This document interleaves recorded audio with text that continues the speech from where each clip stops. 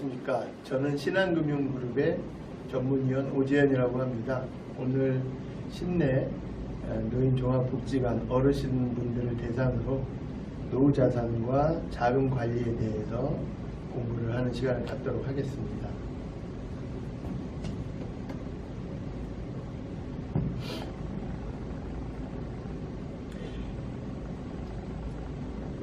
우리 그 어르신분들이 대부분들 사회생활 하시다 은퇴하시고 이제 퇴직금이랄지 그동안 고생하셔서 모아놓으셨던 자금을 관리하시면서 은퇴생활을 하고 계시는 분들이 대부분인데요.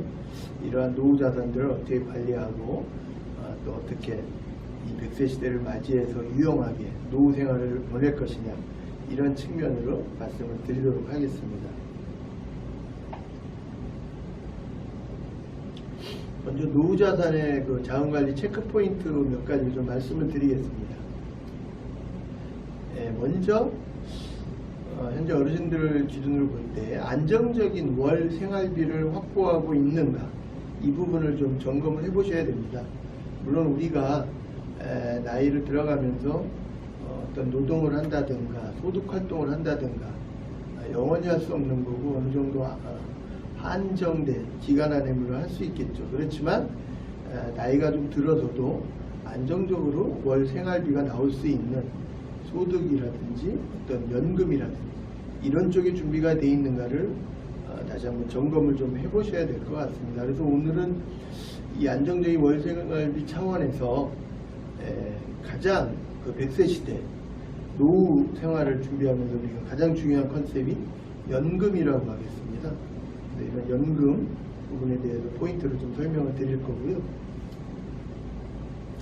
그 다음에는 어떤 수입 범위 내 지출을 실천을 하고 있는가, 소비를 줄인다거나 좀 정상화 하셔야겠죠. 그래서 수입 범위 내 지출을 실천하고 있는가, 이런 부분을 한번 점검해 보고요. 그 다음에 아무래도 노후에 우리가 병원 가는 일이 많이 생깁니다. 이런 부분에 있어서의 병원비와 비상금은 별도로 준비가 되고 있는가. 네 번째가 자기계발비를 충분히 준비하고 있는가. 젊은 시절에 열심히 일만들 대부분 하셨을 텐데 이제는 여행도 좀 다니시고 취미생활도 하시고 이렇게 좀 노후를 즐기시려면 자기계발비가 좀 충분히 준비가 되어야겠죠. 그래서 이런 부분들은 준비가 되어 있는가 점검하는. 그래서 이런 네 가지가 노후자산과 자금관리의 체크포인트라고 할 수 있겠습니다. 항목별로 한번 보도록 하겠습니다.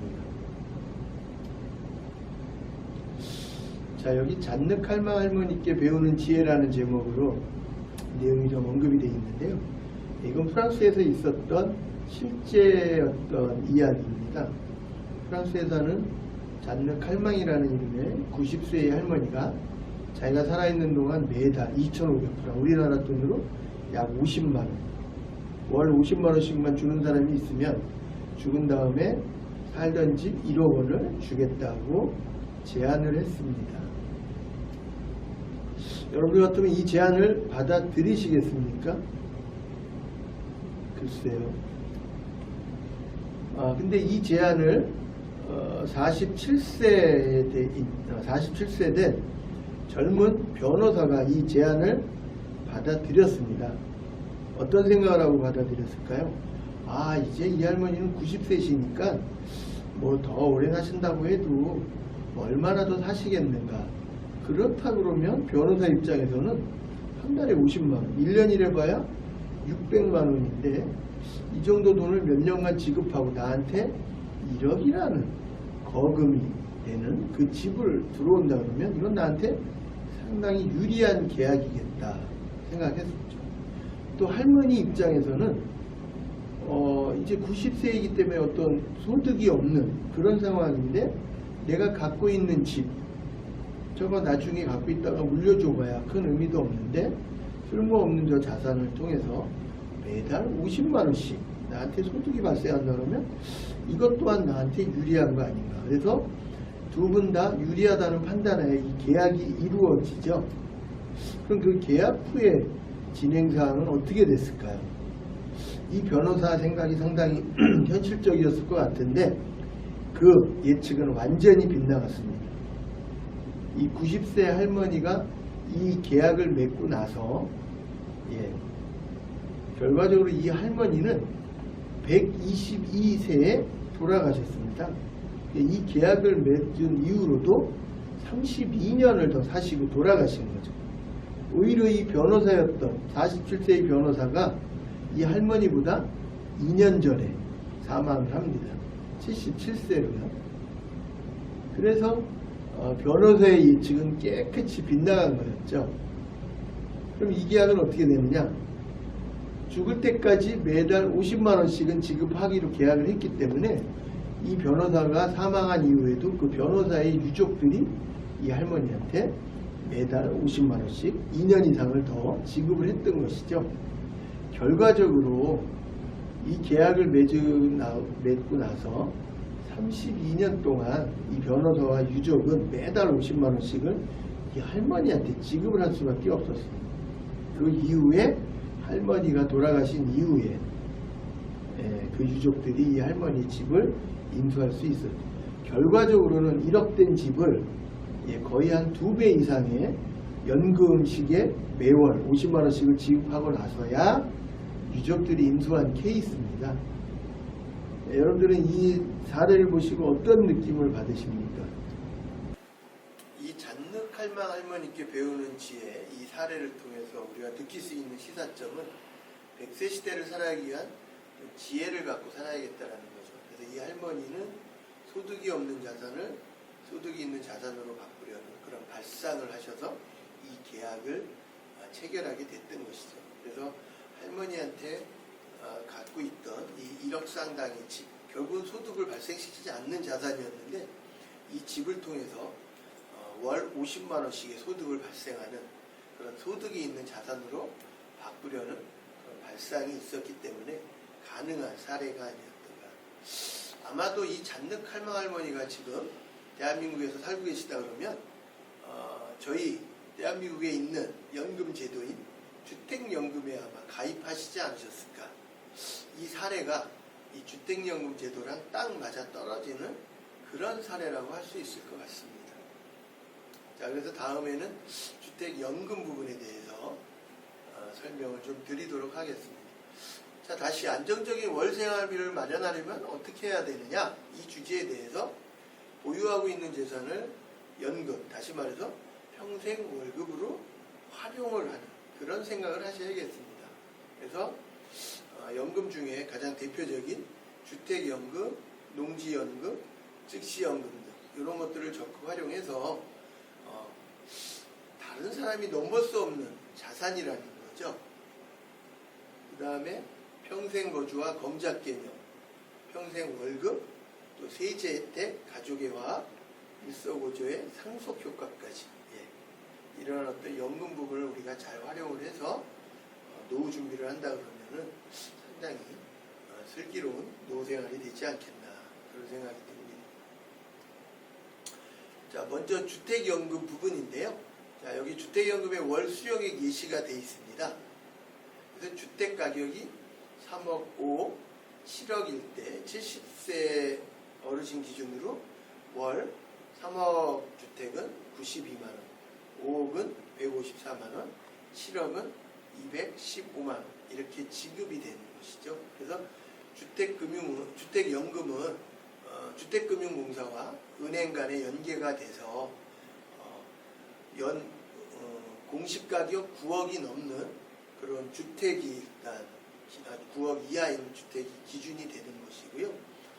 두 분 중에 한 분이 만 55세가 일단 넘으셔야 되고 그런 기준이 되는 분들을 주택금융공사에서 심사를 한 뒤에 은행과 연계해서 그 주택을 담보로 은행에다 맡기고 종신토로 월급을 타시는 그런 개념이라고 하실 수 있겠습니다. 그래서 그 두 분 중에 한 분이 먼저 돌아가신다고 하더라도 남아있는 배우자한테 정해진 금액에서 감액 없이 종신토록 나오는 금액이기 때문에 상당히 100세 시대 또 우리 고령화 시대에 유용한 제도 아니겠는가 생각이 들고요. 또 이렇게 월 연금으로 받다가 혹시라도 나중에 정산을 할 때 그 주택가격을 초과하는 금액으로서 연금을 받더라도 추가 금액을 유족들한테 지급받는 게 아니고요. 추가 금액은 국가에서 보장하는 그렇게 형태가 돼 있다고 할 수 있겠습니다. 그리고 두 분 다 사망 시점에 주택가격이 아직도 잔존을 한다. 그럴 때는 유족들한테 잔존 금액을 돌려주는 아주 일석이조의 그런 좋은 제도라고 할 수 있겠습니다. 그래서 이러한 주택연금을 노후에 소득이 발생하는 자산으로서 우리가 활용한다 그러면 상당히 의미 있는 거 아니겠는가. 이 주택연금에 가입 안 하시고 그냥 주택을 갖고 계시다 그러면 아마 나중에 자제분들이 와서 그 주택을 대상으로 뭐 대출을 받아달라고 하다든가 담보로 해서 돈을 뭐 좀 유용하게 쓰자고 한다든가 이러다 보면 부모 자식 간에 상당히 불편한 상황도 발생을 합니다. 그렇기 때문에 오히려 이렇게 주택연금 제도를 활용하신다 그러면 가족 간에도 화합하게 되지 않겠나 이런 생각이 드네요.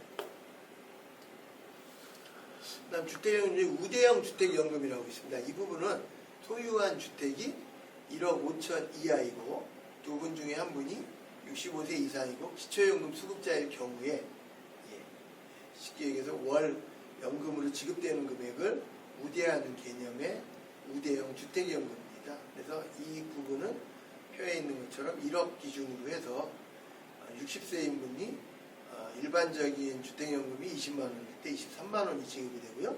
65세는 25만 원에서 28만 원이 지급이 되고 70세인 분들은 30만 원에서 35만 원이 지급이 돼서 일반형 주택연금보다 우대형 주택연금이 15%에서 약 20% 정도 더 우대되는 그런 연금 지급액이라고 보시면 될 것 같습니다. 다음은 농지연금을 말씀드리겠습니다. 이 부분은 한국노어촌공사에서 관리하는 연금이고요. 어떤 분들이 대상이 되느냐, 쉽게 해서 농지를 갖고 계신 분들 중에 배우자 포함 65세 이상이시고요. 영농 경력이 5년 이상이신 분이시면 가입 대상이 되겠습니다. 그리고 대상의 농지는 전답 과수원, 그래서 신청인이 소유한 농지를 대상으로 개별 공시지가와 감정평가액 90% 중에 유리한 금액을 농지 가격으로 적용해서 연금액이 결정이 된다고 하겠습니다. 이 농지연금의 장점은 주택연금하고 유사해서 부부 종신형으로 지급이 되고요. 영농도 할 수 있고 또 임대소득도 계속 할 수 있는 그런 일석이조의 형태라고 할 수 있겠습니다. 또 주택연금과 같이 영농 채무 부족액은 나중에 비청구하고요. 또 농지대금으로 정산이 되는 거기 때문에 전혀 부담이 없다. 그 다음에 공시가격 6억 이하인 어떤 농지에 대해서는 재산세도 감면이 되는 그런 혜택이 있고요. 일단은 농지연금에 대한 금리가 고정금리 2% 이하로 상당히 우대적인 금리이기 때문에 장점이 있습니다. 연금 수령액은 공시지가 1억, 농지 기준으로 했을 때 65세가 월 35만원, 36만원, 70세가 41만원, 75세가 47만원으로 지급이 되겠습니다. 그래서 이 농지연금도 농지가 있으신 그런 어떤 어르신들한테는 노후에 소득을 발생시킬 수 있는 그런 재산으로 활용하실 수 있는 좋은 연금 제도라고 할 수 있겠습니다.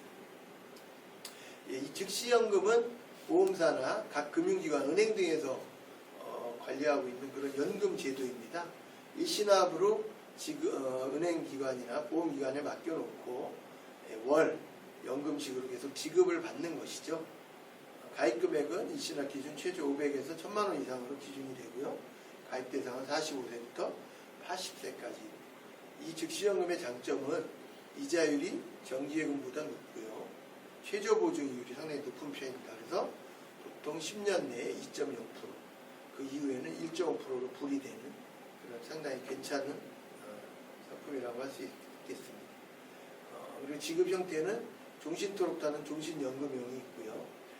일정 기간은 이자만 받다가 나중에 만기 때 남아있는 금액을 유족한테 상속하는 상속연금형, 이렇게 형태가 있겠습니다. 연금 수령은 언제부터 지급이 되느냐? 보험 가입하고 바로 1개월 후부터 매월 연금 형태로 수령을 받는 그런 개념이라고 할 수 있겠습니다. 그래서 저희가 노후에 국민연금 이런 부분들이 상당히 큰 이슈가 되어 있는데 아무래도 어르신들 중에 국민연금이나 이런 부분들이 준비가 여유 있게 되신 분들이 많지 않으실 겁니다. 그래서 앞에 말씀드린 대로 주택연금, 농지연금, 이런 즉시연금 이런 쪽으로 추가로 좀 준비를 하시고 활용을 하신다 그러면 100세 시대에 고령화 시대에 유용한 어떤 월 소득을 발생시킬 수 있는 그런 유용한 제도 아니겠는가라는 말씀을 좀 드리겠습니다. 자, 그 다음에 있던 부분들. 그럼 수입범인의 지출을 하려면 어떻게 해야겠는가? 자, 먼저 불효불급한 지출은 좀 억제를 하셔야겠죠. 그래서 가계부를 쓰면서 쓸데없는 소비나 비용을 발생을 안 시키는 되게 중요한 부분이겠습니다. 월소득을 지속적으로 발생하는 것도 중요하지만 불효불급한 지출을 억제하는 게 훨씬 더 중요하지 않겠는가 이런 생각이 드는 거고요. 또 현명한 소비, 앞에서 말씀드린 것처럼 소비를 좀 더 적정하게 하고 최소화하는 게 이러한 시기를 좀 잘 넘기는 지혜 아니겠는가. 그래서 어떠한 물건이 싸다는 것과 필요하다는 것은 구분을 하셔야겠습니다. 물건이 싸다고 필요하지 않는 것을 그냥 산다는 것은 무의미하겠죠. 그러한 물건을 사놓으면 90% 이상은 몇 년간 갖고 있다가 그냥 폐기한다고 한 통계도 나와 있습니다. 그래서 싸다는 것과 필요한 것을 항상 구분해서 현명한 소비 활동이 필요하시다고 하겠습니다. 어떤 주거지 변경이나 주택 면적의 다운사이징도 필요하시겠죠.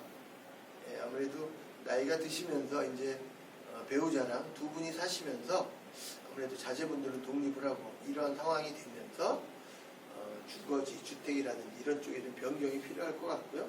주택 면적도 괜히 큰 집에서 계속 사시는 것보다 아담한 사이즈로 다운해서 사시는 게 훨씬 유용하지 않겠나라는 부분이고요. 신용카드 당연히 억제해야 되고 현금이나 체크카드를 사용하셔야겠죠. 아무래도 나이가 이제 드시면서 신용카드 부분들은 많이 안 쓰시고 현금이나 체크카드 주어진 범위 내에서 사용을 한다라는 개념이겠죠. 자, 이러한 부분들이 소득과 별개로 나의 지출을 줄이고 현실화시킨다는 의미에서의 슬기로운 지혜라고 할 수 있겠습니다. 그 다음 항목으로 나와 있는 병원비는 어떻게 할까요? 아무래도 나이가 들어가면서 병원비가 많이 듭니다. 통계에 의하면 60세 이후 치료비가 우리 인상의 거의 전체 치료비의 절반 이상을 차지한다고 합니다. 젊어서는 그렇게 병원 관리 많지 않지만 60세 이상이 되면서 어쩔 수 없이 병원을 많이 찾게 되죠. 그래서 60세 이후에 의료비 이런 것들에 대한 준비가 돼야겠습니다. 그런데 이런 병원비, 의료비가 언제 필요할지 또 그런 금액이 얼마나 될지 예측할 수 없다라는 것이죠. 물론 뭐 나이 드시고 돌아가실 때까지 병원 거의 안 가시고 건강하게 계시다 가는 분들도 있겠지만 대부분들이 병원의 신세를 많이 지게 되죠. 그런데 어느 시기에 60세에 많이 들지 70세, 80세에 많이 들지 모르는 거고 금액도 예측할 수가 어렵습니다. 그리고 생명과 연관되기 때문에 이 병원비는 쉽게 줄일 수도 없습니다. 우리가 먹고 뭐 여행 가고 이러는 경비는 줄일 수 있지만 병원과 관련된 건 줄일 수가 없죠. 참을 수가 없는 겁니다. 그렇기 때문에도 상당히 중요한 부분이 병원비라고 할 수 있겠습니다. 그런데 이러한 병원비가 부족하다 그러면 준비가 안 돼 있다 그러면 가족들한테 그 부담이 전가되는 그런 이중고가 될 수 있겠죠. 긴 병에 효자 없다 이런 말도 있는데 그래서 이러한 병원비도 비상금이라든지 보험으로서 준비가 돼야 60세 이후 우리가 노후 생활을 하는데 지출을 극소화하지 않겠나. 아주 중요한 부분이라고 할 수 있겠습니다. 마지막으로 행복한 노후와 돈이라고 적혀 있는데요. 갑자기 피가 막히면 동맥경화증에 우리가 걸릴 우려가 있습니다. 그런데 갑자기 돈이 막히면 어디에 걸릴 우려가 있을까요? 동맥경화증. 우스갯소리로 표현했는데요. 동맥경화증이라는 것은 피가 막혀서 우리 건강을 해치는 경우요. 동맥경화증은 돈이 안 돈다는 거죠. 쉽게 얘기해서. 그래서 동맥경화증이 걸리게 되면 살아있는 돈이 없어서 갈등과 불행이 시작이 된다는 겁니다. 뭐 담보가 돼 있는 주택이라든지 쓸모없는 월 소득이 발생 안 되는 주택, 건물 뭐 이런 것들은 동맥경화증이 걸리게 되는 그런 재산이겠죠. 이런 재산들을 월 소득이 발생할 수 있는 서두에 말씀드린 연금이라든지 이런 쪽으로 활용이 돼서 동맥경화증이 걸리지 않는 그러한 어떤 경제활동 필요하다고 할 수 있겠습니다. 어느 유명인사의 유언을 마지막으로 강의를 좀 마치도록 하겠습니다. 나보다 훨씬 훌륭한 3명의 의사를 소개하겠습니다. 그 의사가 유언이에요. 그 의사의 이름은 음식과 수면과 운동입니다. 음식은 위에 75%만 채우고 절대로 과식하지 마십시오. 12시 전에 잠들고 해가 뜨면 일어나십시오. 그리고 열심히 걷다 보면 웬만한 병은 다 나을 수 있습니다. 그런데 다음 2가지 항을 함께 복용할 때 효과가 더 있습니다. 웃음과 사랑입니다. 웃음은 만병통치약입니다. 사랑은 비상상비약입니다. 상당히 의미하는 그런 글들이고요. 특히 요즘처럼 코로나 이 상황에 여러 가지 어려움들을 우리가 겪고 있는데요. 이런 때일수록 웃음과 사랑을 잃지 않고 주변과 같이 어우러지고 베푸신다고 하면 행복한 가정생활, 행복한 노후생활이 될 것 같습니다. 이것으로서 오늘 강의를 마치도록 하겠습니다.